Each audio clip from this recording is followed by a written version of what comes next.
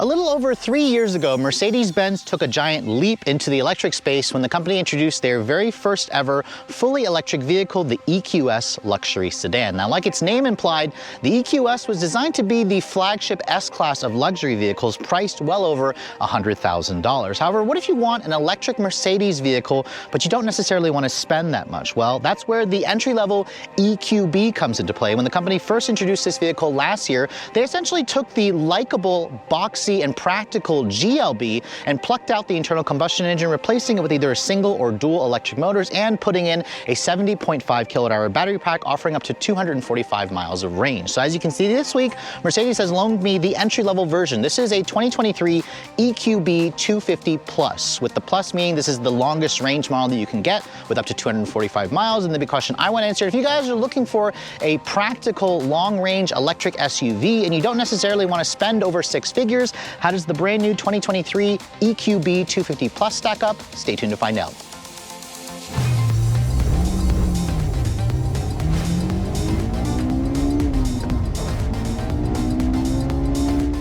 Now, before we start talking about the exterior styling changes of the EQB to the GLB, let me go ahead and pop the hood, which you can do in the EQB, because remember, the EQE and EQS does not allow you to pop the hood, but because this is built off of an internal combustion vehicle, you can on the EQB.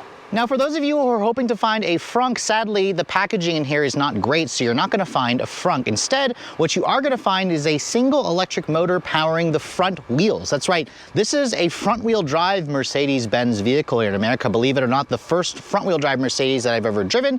And with this power output, or with this number, 250 plus, you get 188 horsepower and 284 pound-feet of torque. That is, of course, fed by a 70.5 kilowatt-hour lithium-ion battery pack, and it all goes out through a one-speed reduction gear transmission. Front-wheel drive, again, is included with this model. If you guys want all-wheel drive, Mercedes will happily sell you for $4 grand extra an EQB 300, which adds another motor at the rear axle, delivering 225 horsepower. And then, of course, if you guys want even more power, there's the EQB 350, which ramps up the power to 288 horsepower and 384 pound-feet of torque. Now, Mercedes says this model here should sprint to 60 in about 8 seconds. It has a top speed of around 99 miles an hour. I couldn't find any towing specifications, so I don't think this model is actually recommended to tow.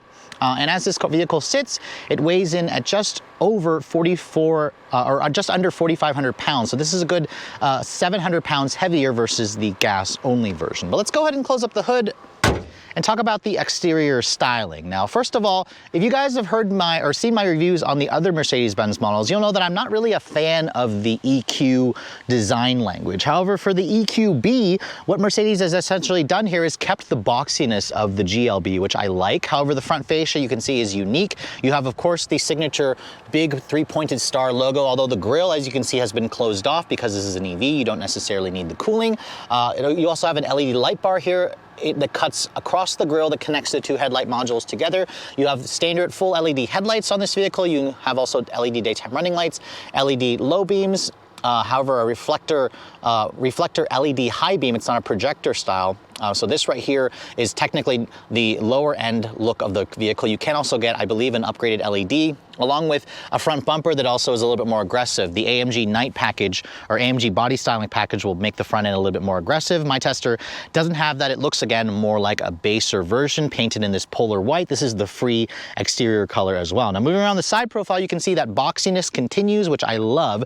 This vehicle is a really interesting size. At 184.4 inches long, it's, again, longer than some competitors like the Volvo XC40, recharged by about 10 inches, longer than the Genesis GV60, and longer than the Volkswagen ID4. I believe its wheelbase is long at 111.8 inches. There is room for a third row in this vehicle, which my tester doesn't have it, but for $1,200, Mercedes will offer you a third row. You can see this model here also has the standard 18-inch wheels. These are an aerodynamic 5-spoke wheel. That also has a Continental tire on it, wrapped in a 235 by 55 R18. So relatively skinny tires. You can upgrade to a 19-inch wheel if you'd like. These are more economy-minded tires. This vehicle also has a four-wheel independent suspension. You have the cladding along the side to give it more of that rugged SUV stance. No air suspension on this vehicle. But I believe it does come with adaptive dampers, which are optional on the GLB. Now you can see the mirrors. These are power folding. You have integrated turn signal mirrors. I also love the actual roof rails at the top with panoramic glass roof. That's $1,000 extra. Standard on the Pinnacle trim. My tester is the exclusive trim. Again, you have to pay $1,000 extra. But again, it makes this vehicle way more usable. And it also has kind of like a boxy shape. Think of it as something like where you combine the G-Wagon with a crossover SUV Mercedes. It looks a lot like the old GLK. If you guys remember the GLK from about 10 years ago, this kind of reminds me of that. Now looking at the rear of the vehicle, you can see the boxiness continues, and the only difference here between the GLB and the EQB is the rear taillight design. The GLB doesn't have the full length LED light bar that goes across and connects the two taillights together. It certainly is a nice little styling touch. I love the fact that there's still a rear wiper. You have this integrated spoiler on the back. You have LEDs for the turn signals for the entire rear taillight assembly. There's an EQB 250 Plus badge to show that this is the longest range model. It's also front wheel drive. And then down here you can see there are no exhaust tips. Obviously this is an electric vehicle. But again, if you want something more aggressive, the AMG body styling will include that. Now the charge port door is located over here on the rear passenger side. Push that, you can see this vehicle uses the J1772 plug with the CCS combo. Now I believe Mercedes is going to not be adapting the Tesla NAC plug. Now that could change as of my filming right now, but Mercedes I believe is part of 7 brands which are trying to build their own charging network, whereas some other brands are adopting Tesla's NACS plug. But you can see here, this vehicle will accept a maximum of 100 kilowatts on a level 3 DC fast charger, which means you can go from 10 to 80% in about 32 minutes. And it also has an 11 kilowatt onboard charger on a level 2, which means you can charge it from 10 to 100% in like 7.5 hours. So that is pretty quick for a charger at a home charger. However, on a level 3, it is slow. Most competitors will do 150 kilowatts at least, while some will also do 350 kilowatts on an 800 volt system. Now, opening up the cargo area, you can see a power liftgate is included. And when you open up the cargo area, the boxiness allows you to have pretty good space back here. You're looking at around 22 cubic feet with the second row seats up. Keep in mind, if you have the third row in this vehicle, it'll drop the cargo capacity to 12 cubic feet. Now, if you fold down the second row seats, however, that'll increase the cargo to around 62 cubic feet, which is big. That's bigger than most of its competitors. You can see it's also a nicely finished area here where there's a little bit of storage. For, I guess if you have the third row, that gives you that kind of storage. And then underneath here, you can see without the third row, there is a little bit of underfloor storage for the mobile charger. That's actually optional. There's also some storage to the side. Looks like no spare tire. Let me open that up again. No spare tire. I believe this may have just a fix-a-flat kit, but overall, it definitely has a very practical cargo area, which is a great thing to have, especially if you guys are tired of all those swoopy crossovers. This is just a nice traditional box. So let's go ahead and take a look at the interior of the 2023 Mercedes-Benz EQB 250 Plus. Before we get inside, however, let me show you guys the key fob. You can see this is the older Mercedes-Benz fob. I believe the S-Class, for example, has their newest key fob, but you can see here it has your usual buttons here for lock, unlock, power liftgate, panic. If you have access to the Mercedes Me app, you should be able to also access this vehicle through your smartphone. But as you can see here, because this is not built on a dedicated EV platform, there are a lot of conventional things here. The door handles, for example, are conventional. If you touch that little area there, that will lock the door for you. The mirrors also electrically fold. The vehicle does not, however, offer any kind of a auto walk-away lock or unlock feature. So you have to approach the vehicle and then touch the back of the door handle. That will unlock the door for you. Now, the polar white exterior of my tester is complemented by the black MB-Tex interior. This is a vegan fake leather material. This is the standard interior that you get for this model. You can also option in a real leather for $1,500. Mercedes also offers a different color, a lighter color leather, I think a gray leather if you guys prefer. In terms of the door panel materials, you can see there's actually some stitching along the upper portion here. This is the MB-Tex with the black ash wood. This is an extra $325. Padded area over here, aluminum looking accented trim along the door handles and along the grab handles here. Windows are one touch for all 4, and they have that typical high quality feel, although not quite as nicely finished as, for example, the metal buttons you'll find in the upper Mercedes models. You can see the seats adjust in 12 different ways. The controls are here on the door panel. As you can see, you have 4-way lumbar down here, and then you have 3-person memory along with 3-level heated seats. Now, there is a button here, an empty button here for cooled seats. However, when I go to the Mercedes-Benz consumer site, I can't actually option in the cooled seats on this model. I can on the GLB. I don't know if that's actually true or if it's just something to do with the chip shortage. The other side on the passenger side also has the same 12-way power with 3-person person memory, which is definitely a nice touch. But getting inside, you can see the step-in of this vehicle feels nice. You have that typical SUV step-in height. When I get in and shut the door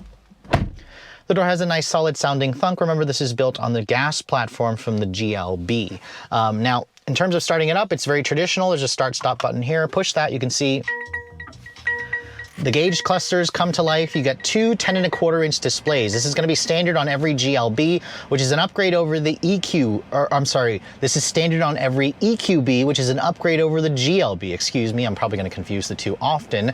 These screens are extra on the GLB, but it's standard on the EQB, which gives it a little bit more value, which again, you have a 10.25 inch screen here, a 10.25 inch screen here. This is the MBUX system here, not their newest system where it has that big waterfall style display, but this is still pretty nice looking. You have soft touch injection molded material on the upper dash here, more of that genuine wood grain with some piano black plastic, some aluminum look trim. Actually, this one here feels cold. This actually might be real aluminum. I love the way the dash vents look. You can see they have a nice like high quality feel when you start to adjust the airflow, and they also have a nice satisfying click when you want to close the vents. You also have beautiful ambient lighting in this car, 64 different colors where you can change them. They also have an animation feature, and they just look great at night. Mercedes really does a great job with ambient lighting in this car, even though it's their cheapest model, is certainly no exception. Now, looking at the steering wheel, you can see this is not the AMG line steering wheel, so it's very basic looking, but it still looks nice. You have some aluminum accented trim. You have some touch sensitive controls where you can adjust the instrument cluster there. You can also adjust and use this little control here to control the center screen. You have your cruise control buttons. My Tester has a driver assistance light package. You have paddle shifters, which these actually control the regen braking on this car. There's like 3 different levels of regen. The most aggressive one is almost like a one pedal drive. And it's nice that Mercedes gives you that level of adjustability. You have a tilt and telescoping steering wheel, which it's manual, and it offers a good amount of adjustability and range. The horn sounds good. It doesn't sound puny, even though this is their least expensive model. You have the wiper controls that feel pretty high quality. Your gear selector is over here. If I kick this up, you can see that puts it into reverse, and you get a backup camera with parking sensors. No 360 camera, I believe, is available on this vehicle, but you can see the resolution is fine. I just wish that it took up the entire screen. It only takes up, most of it, but not all of it. And then you basically kick this down to go to drive. So it's, very traditional in the sense that every Benz pretty much has that shifter. Now, down over here, you can see you have dual zone automatic climate control, wireless phone charging pad. That's technically extra. My Tester has that included with the executive trim. You have a USB-C charging port. You can see my phone is connected via a wired connection. There's no wireless Apple CarPlay or Android Auto in this vehicle. I also don't like how it doesn't take up the entire screen. That's, again, a software thing where we've seen some of the newer vehicles like the 2024 GLE include that where it's now wireless and it takes up the entire screen. Without it, you still have the 4 different quadrants, which is nice. And then you can kind of use the touchscreen here. You have embedded factory GPS, which you can see their GPS also works really well. It also offers an augmented reality display, which my Tester is missing. It's part of a technology package for $2,000 extra. I would personally skip it. Most of you are going to use your phone anyways, so you can probably just not have to spend the extra $2,000. There's also a dedicated EQ button here that shows you charging options, consumption, energy flow, vehicle operations, and stuff like that. So this is all, what you expect to find in some, a lot of these newer electric vehicles. Down over here, you can see you have cup holders where they have like an adjustable size holder or cup for it. You have a power outlet over there. You have a touchpad here where you can use the touchpad as opposed to using the touchscreen if you don't want to get your fingerprints all over that. You have a volume knob here. Your drive mode selector is here. You can see there's 4 modes: individual, sport, comfort, and eco. And we'll talk about that when we get into the driving scene. Dedicated hard buttons over here for shortcuts, and then you have a nice little resting pad here for your palm. Padded center console here. If you open this up, you can see there's 2 more USBs in there. It's a pretty decent sized storage cubby. The piano black plastic here definitely will attract dust and fingerprints and scratches. I don't love that. But you can see the seats. These are the faux leather material. These are the MB Techs. They look really nice, but I will say that the padding could be softer. There is also a thigh extender, manual thigh extender. But when I drove these seats, or when I sat in these seats for 2 hours, I found that the seats just didn't have enough support for me. I was kind of squirming around the seat trying to get comfortable. It wasn't great for me. So my guess is try the seats out for yourselves. Maybe even consider upgrading to the full leather seats. The glove compartment you can see is actually pretty big. It's a bin style. It's stamped but not lined with felt. And then above me here, you can see my Tester for $1,000 has the panoramic sunroof, which is nice. You have LED map lighting in here. This also allows you to open it up if you guys want. You can actually tilt it, or you can also slide it up completely and it'll open over the two front seats only. But it's nice that you get an opening roof. Some electric vehicles only come with basically just a glass roof that's fixed where you can either open or close a shade. Some of them don't have a shade, so that's definitely a nice touch. So overall, the interior is practically identical to the last GLB I was in. I think that it's time for Mercedes to upgrade the MBUX tech in this car, but it offers good space, good visibility, decent materials, but the seats for me need a little bit of work. But let's go ahead and hop into the back seat of this vehicle, because this car does offer one of the biggest leg rooms in the segment for the second row, and that's because you can get this car with a third row. Now, my tester doesn't have it for an extra $1,200, but you can see these seats, they offer a recline and you can slide them forward and back. The materials back here, they're still the same, soft touch with the faux stitching, with the MB Tech soft right here, more of that faux aluminum. You have padding over here, which is nice, or non-padding over there, but storage, you can see once I get inside, the space back here is actually decent.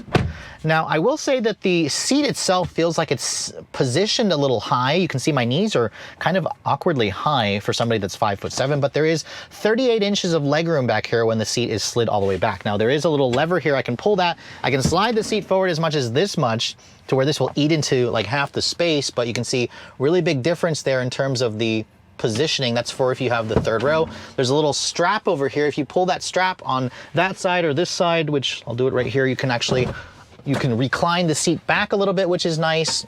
You can also recline it a pretty good amount. Actually, that's the max that you can recline it. So I personally would have it reclined this much. This position here is a little too upright for my taste. You do have storage cubbies, 2 of them. You have rear seat air vents, which is nice. You have 2 USB-C charging ports, and you have an actual 115-volt power outlet. No heated back seats in the rear, sadly. You do have an armrest that folds down and gives you 2 pop-out cup holders. The stereo system in this car is the upgraded Mercedes branded premium audio. If you guys want the Burmester sound, it's extra on top of this trim as an a la carte option. But overall, you can see the back seat is definitely among the most practical. And if you guys, again, need that third row, this and the Tesla Model Y are the only players in town for something of this size. So here we are behind the wheel of the electric version of the GLB. Of course, Mercedes likes to make it difficult and call this thing the EQB to show that it's part of their EQ electric vehicle family, but this is the least expensive and smallest all-electric vehicle that Mercedes-Benz currently makes, and it is a new model this year. It's also, believe it or not, the very first front-wheel drive Mercedes I've ever driven. That's right, the 250 Plus has a single electric motor on the front wheels, delivering 188 horsepower. Mercedes says that you'll get to 60 in around 8 seconds, which is not fast. In fact, this is probably one of the slowest accelerating Benzes you're gonna find brand new today. But again, it is electric, and you also get the most range at 245 quoted EPA miles. We'll talk about that later on. Now, I'm starting off this drive with about 75%, slightly under 75% charge. It doesn't really affect the acceleration at this point, but I suspect that time that Mercedes quotes is conservative. So let's go ahead and see what we can get 0 to 60 wise in our actual testing here. There's no launch control, basically just floor it from a stop. And the front wheels are slipping, which is without a doubt slowing the car down, but no torque steer at least. 0 to 60 in 7.69 seconds, so 7.7 seconds. It's a smidge faster than what the company claims at 8 seconds. Remember, if you want more power, the EQB 300 4MATIC adds an electric motor at the front axle, delivering 225 horsepower, improving the 0 to 60 time to 7 seconds. And then the 350, which is what I tested last year in Denver, that one has around 288 horsepower, so about 104 more than this model here. And that should be good for 6 seconds. But for most people, it's gonna be, adequate acceleration. The one thing that just turns me off, however, is the wheel spin that I'm constantly getting. These skinny, economy-minded tires are not doing this car any justice. It needs grippier wheels, and it just needs all-wheel drive. We'll try it here from a stop. Still feeling the front slip, but it does feel quickish. It's not, it's gonna feel quick for most people, 8.33 there. So more of an uphill gradient there, but the 7.7 is a respectable time.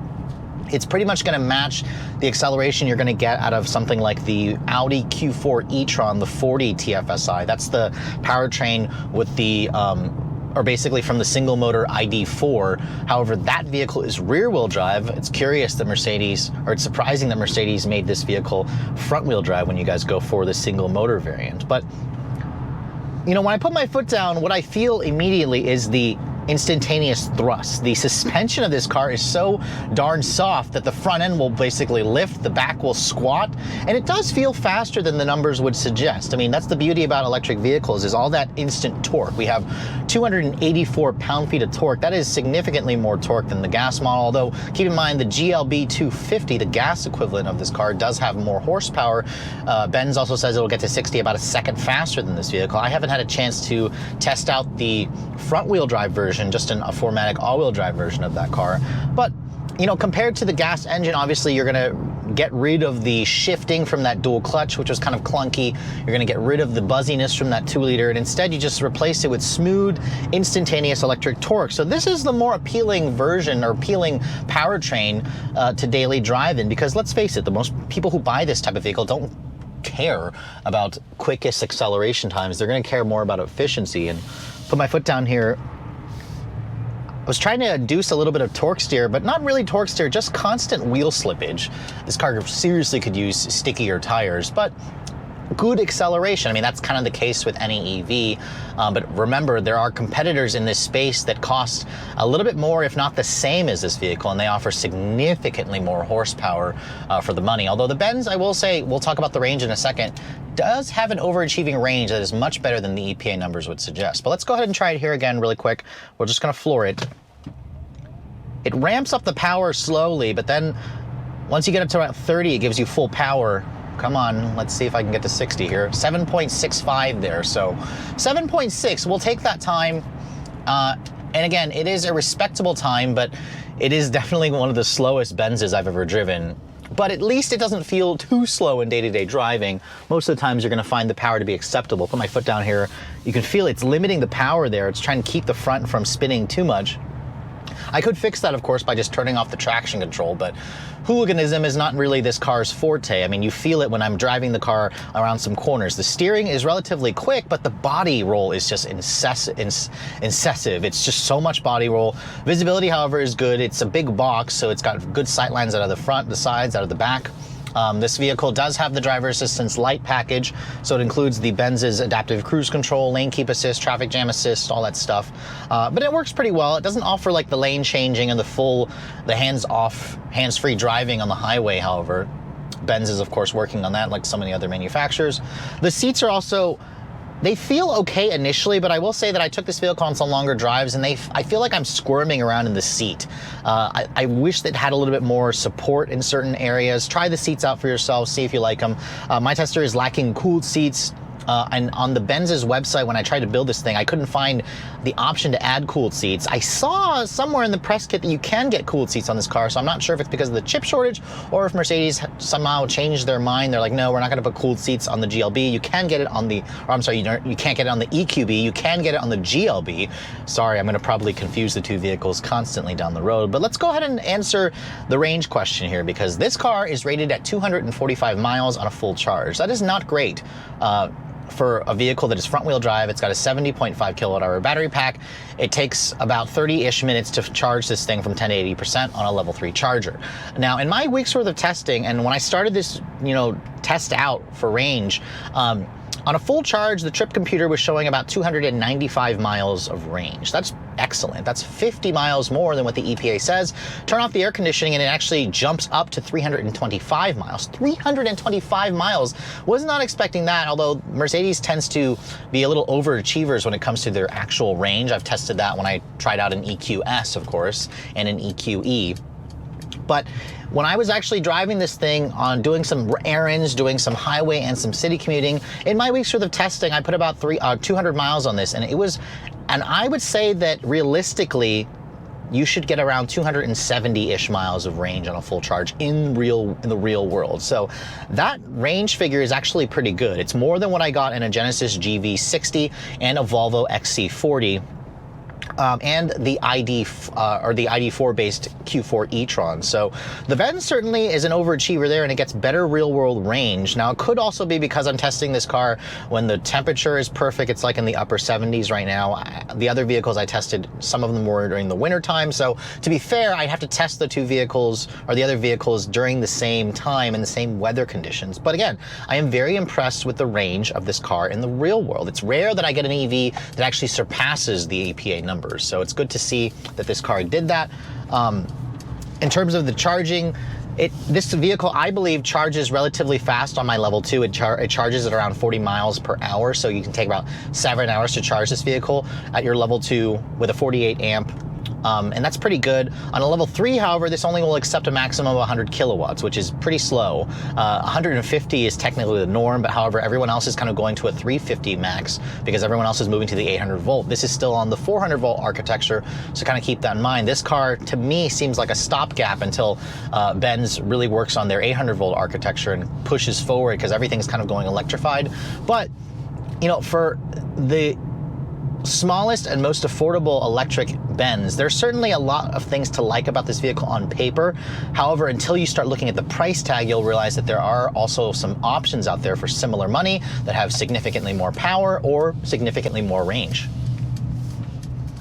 So just like the gas-powered Mercedes-Benz GLB, after spending a week with the electric version, the EQB, this vehicle certainly has a lot going for it, more so than what you see on paper. After spending a week living with one of these vehicles, it is a ridiculously practical car that also gets much better range versus what the EPA actually claims. As you guys saw, performance should be adequate for most drivers. 0 to 60 in the 7.6 second range is certainly acceptable. Again, if you want more power, you can easily buy the EQB 300 or 350 for an extra $4,000 or an extra $8,000 on top of the price of this model here. The interior is very spacious, and you can credit that, of course, to the boxy design, which I appreciate compared to the ugly jelly bean shapes of so many electric vehicles. The boxiness of this car certainly helps it stand out. It gives it more headroom on the interior. It gives it plenty of legroom on the second row. And then for those of you who need a third row, this and the Tesla Model Y are the only ones that essentially offer that makeshift, really tiny, kid-friendly third row, and Mercedes offers it to you for $1,200. You could get it on every version of the EQB, which is definitely a nice touch. In terms of sportiness, this is where the EQB certainly falls short there for me. Mercedes definitely tuned this for more of a comfort-oriented drive, which is fine given the target audience of this vehicle. It's just not going to be as sporty as something like, let's say, the Volvo XC40 or the Tesla Model Y. What you will get, however, is a better ride quality. This definitely had one of the best rides that I've tested in an electric luxury SUV. The technology in this vehicle also is the older system, which means you don't have all those crazy touch-sensitive buttons that you find on the newer Benzes. However, this car also lacks wireless Apple CarPlay, and I also think it's time for Mercedes to increase the size of the screens. 10.25 inches are fine, but remember, you're competing with vehicles that have as big as a 15-inch screen in some cases. And don't forget that this car as well, in terms of pricing, kind of overlaps over some of the non-luxury brands, and that's kind of where the EQB has a little bit of a tough sell compared to the GLB, because a GLB you can easily have for the low $40,000 range. This model here starts at $52,500 for this new entry-level version. That sounds affordable-ish. I mean, I guess the average new price of a car nowadays is around $48,000. My tester here, with some light options that it has, stickers for just over $60,000. So again, $60,000 sounds like a decent deal until you think that you could buy a Genesis GV60 for $60,000, which offers around 314 horsepower and 250 miles of range. The Volvo XC40 Recharge also offers for around $54,000, around 402 horsepower and similar range as well. The Audi Q4 e-tron is probably the closest competitor. Audi even offers a lower powered 40i version that basically gives you 201 horsepower for around $48,000. It's cheaper than this. The ID4 or the ID4 based Q4 is also rear wheel drive versus front wheel drive. So really there is a little bit of a tough sell, because remember, this vehicle does not qualify for the $7,500 federal tax credit. But I imagine, however, if you lease the car, the lease deals for this car could end up being cheaper versus a GLB, so you'll have to check with your local Mercedes-Benz dealer to see which one is actually right for you. I also wish that Mercedes would offer an AMG version of this car. You can get an AMG version of the GLB, But again, they're trying to keep the cost down of this vehicle. So with all that said in mind, the EQB is certainly an interesting option out there, especially if you guys need to have a third row and you want a Mercedes-Benz. But just keep in mind, you can also look at a lot of mainstream offerings in the electric space, which offer more power, more range, similar technology at a much lower price tag. So really you're kind of paying for that Mercedes-Benz badge, which some of you, of course, is going to be worth that extra charge anyways if you want to own a Mercedes-Benz. With all that said, hope you guys have enjoyed my full overview on the brand new 2023 Mercedes-Benz EQB 250 Plus. If you're also looking to see the latest cars I'm testing, be sure to follow me on Instagram at Redline_reviews, like us on Facebook, and as always, guys, please keep subscribing to the Redline Reviews YouTube channel for all the latest reviews. Thank you so much for watching. I'll catch you all in the next video.